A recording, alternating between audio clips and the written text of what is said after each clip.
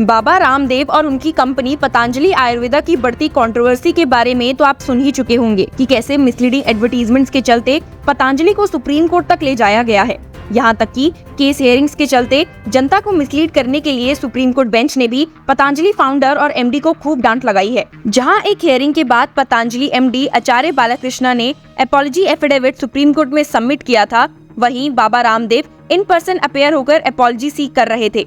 लेकिन जैसे कि हमने आपको बताया, सुप्रीम कोर्ट बेंच ने उनके इन पर्सन अपॉलजी को एक्सेप्ट करने से मना कर दिया था और इन राइटिंग एंड स्पिरिट में देने के लिए कहा था। यहाँ तक कि बेंच ने रामदेव के ऐसा करने को मेयर लिप सर्विस का नाम दिया था। आपको बता दूं कि इस हियरिंग में सेंटर के साथ साथ अब ड्रग एंड लाइसेंस डिपार्टमेंट को भी पार्टी बनाया गया है। आपकी जानकारी के लिए बता दूं कि बुधवार को हुई हियरिंग में सुप्रीम कोर्ट ने फिर से एक बार बाबा रामदेव और पतंजलि को खूब डांटा है। यहाँ तक कि उन्होंने उनके द्वारा फाइल किए गए अपॉलजी को भी एक्सेप्ट करने से मना कर दिया है। क्या क्या कमेंट सुप्रीम कोर्ट बेंच ने हियरिंग के दौरान पास किए और क्यों उन्होंने रामदेव की अपॉलजी को एक्सेप्ट नहीं किया, इसके बारे में अगली वीडियो में बात की गई है। लेकिन उससे पहले जैसे कि हमने आपको बताया कि कोर्ट ने बाबा रामदेव को एक रिटन अपॉलजी एफिडेविट सबमिट करने के ऑर्डर्स दिए थे, जिसके बाद शनिवार को योग गुरु बाबा रामदेव और एमडी आचार्य बालाकृष्णन ने फिर से एक अपॉलजी एफिडेविट कोर्ट में सबमिट किया है। बार बार कोर्ट द्वारा फटकार खाने के बाद कोर्ट द्वारा दी गई अंडरटेकिंग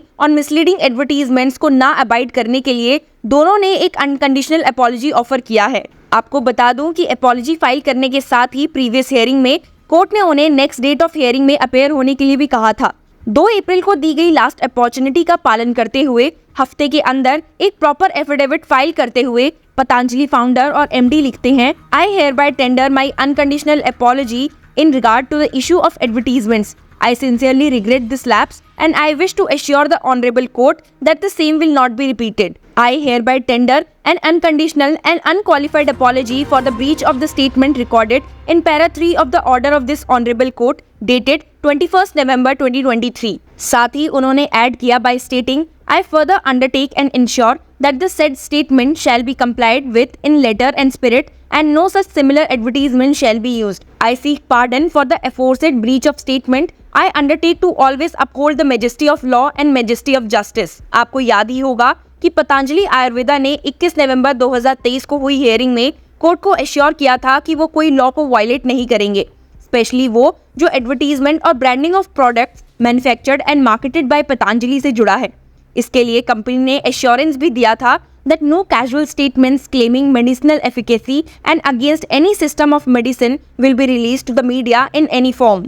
लेकिन बाद में पतंजलि ने वही किया जिसके लिए उन्हें मना किया गया था। उन्होंने अपनी मिसलीडिंग एडवर्टीजमेंट्स का प्रचार करना शुरू कर दिया, जिसमें उन्होंने एलोपैथी को नीचे और आयुर्वेदा को ऊपर बताया और साथ ही मॉडर्न मेडिसिन को क्रिटिसाइज किया। ये देखकर सुप्रीम कोर्ट काफी भड़क गई और उनके ऊपर कंटेम्प्ट प्रोसीडिंग शुरू करने पर मजबूर हो गई। और यही वो वजह है जिसके कारण पतंजलि एमडी और फाउंडर को कोर्ट में आते जाते और अपॉलजी देते हुए देखा जा रहा है। 2 सेट ऑफ अपॉलजी एफिडेविट जो पतंजलि की साइड से कोर्ट में शनिवार को सबमिट किए गए हैं, उसमें एक में बाबा रामदेव ने स्टेट किया है, I deeply regret this lapse and assure the same that will not be repeated again in the future. I seek pardon for the aforementioned breach of statement. I commit to the upholding majesty of law and justice. ऐसी ही similar apology MD Balakrishna ने अपने affidavit में दी थी by stating, I sincerely regret the issuance of advertisements by Patanjali which violated the order dated 21st November 2023. I tender my unconditional and unqualified apology in this matter. आपको बता दो कि जहां एक और योग गुरु और पतंजलि MD कोर्ट में अपॉलजीज टेंडर कर रहे हैं, वहीं दूसरी ओर सेंटर को पड़ी फटकार के बाद कि उन्होंने इस मैटर पर अपनी आंखें क्यों बंद रखी है और इन मिसलीडिंग एडवर्टीजमेंट्स पर क्या एक्शन लिया है, the Ayush ministry representing the centre has also filed a detailed affidavit with the supreme court on 10th अप्रैल। इस एफिडेविट में सेंटर ने पतंजलि के एक्शंस को स्ट्रांगली क्रिटिसाइज किया है। उन्होंने बताया है कि वो प्रिंसिपल ऑफ पेशेंट ऑटोनॉमी में बिलीव करते हैं और ये एक इंडिविजुअल का प्रेरोगेटिव होना चाहिए कि उसे आयुष सिस्टम अपनाना है या नहीं।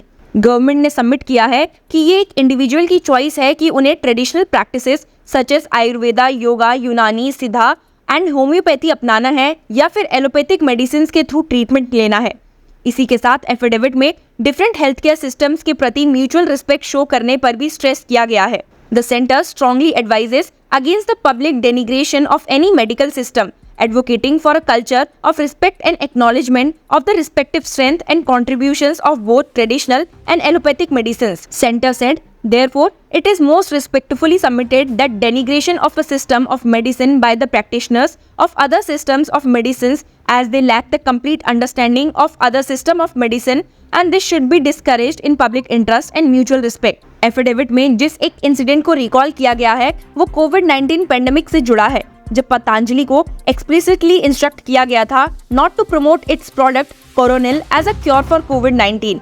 गवर्नमेंट ने बताया कि ये डायरेक्टिव तब इशू किया गया था जब आयुष मिनिस्ट्री द्वारा प्रोडक्ट की एफिकेसी और सेफ्टी को इंश्योर करने के लिए एग्जामिनेशन पेंडिंग थी। यहाँ तक कि सेंटर का कहना है कि उन्होंने कोविड क्योर के फॉल्स क्लेम्स पर भी प्रोएक्टिव स्टेप्स लिए थे और स्टेट्स और यूनियन टेरिटरीज को Ayush related claims for Covid cure की एड्स को स्टॉप करने के लिए कहा था। सेंटर ने कोर्ट को सबमिट किया है कि पतंजलि के एक्शंस मिनिस्ट्री की क्लियर गाइडलाइंस के डायरेक्ट कॉन्ट्रावेंशन में है, which stipulates stringent requirements of conducting clinical trials। अब इससे एक बात तो साफ पता चल रही है कि पतंजलि कंटेम्प्ट हियरिंग से पहले सेंटर का फाइल किया गया ये एफिडेविट बताता है कि गवर्नमेंट एक integrated health care system promote करने में डीपली इन्वेस्टेड है और जो भी लैप्सेस हुए हैं उसमें गवर्नमेंट का कोई रोल नहीं है। आपको याद होगा कि हमने अपनी एक वीडियो में आपको उत्तराखंड बेस्ड दिव्या फार्मेसी जो पतंजलि प्रोडक्ट्स को मार्केट करती है, जिसे बाबा रामदेव और आचार्य बालाकृष्णन रन करते हैं, उसके बारे में बताया था कि कैसे उस पर केरला ड्रग लाइसेंस डिपार्टमेंट ने मिसलीडिंग एडवर्टीजमेंट्स के रेफरेंस में प्रोसीडिंग शुरू कर दी है। अब इतनी सारी कंप्लेंट्स और सुप्रीम कोर्ट केस के चलते उत्तराखंड गवर्नमेंट भी लपेटे में आ गई है, तो सेंटर के साथ साथ उन्होंने भी सुप्रीम कोर्ट में एक एफिडेविट फाइल किया है। उन्होंने स्टेट किया है कि वो विजिलेंट है और उन्होंने पतंजलि के लीगल कंप्लायंस को इंश्योर करने के लिए स्टेप्स भी ले लिए हैं। The state government had said that Patanjali was sent multiple notices, but it sought refuge under a 2019 interim order of Bombay High Court। Uttarakhand government ने कहा है कि वो सिचुएशन की ग्रेविटी को जानते हैं और एक्शन भी एश्योर करते हैं। The state authorities will take all due steps against Divya Pharmacy and Patanjali Ayurveda Limited as per procedures prescribed in law and as per directions of this honorable court, the Uttarakhand government said। तो जैसा कि आप देख ही सकते हैं कि supreme court के बस थोड़ा सा सख्ती दिखाने से कैसे सेंट्रल, स्टेट और यहाँ तक कि ड्रग लाइसेंस डिपार्टमेंट्स भी लाइन में आ गए हैं।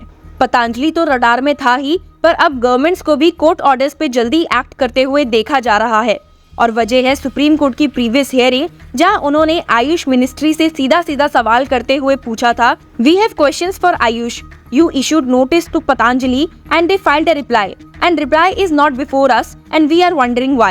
COVID was in 2022 and you had yourself stated that these were at best a supplement to the main medicine। This was not publicized at all। Nothing could move without central government go ahead during COVID and you did nothing to make this known। It was a critical period। Supreme court bench ने centre को फटकारते हुए कहा था कि क्या उन्होंने transcripts पढ़े हैं, वो बहुत शॉकिंग है।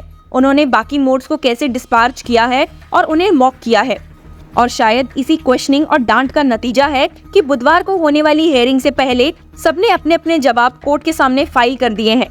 अब देखना ये होगा कि कोर्ट इस केस में क्या वर्डिक्ट देती है। So stay tune with law chakra for the Patanjali hearing.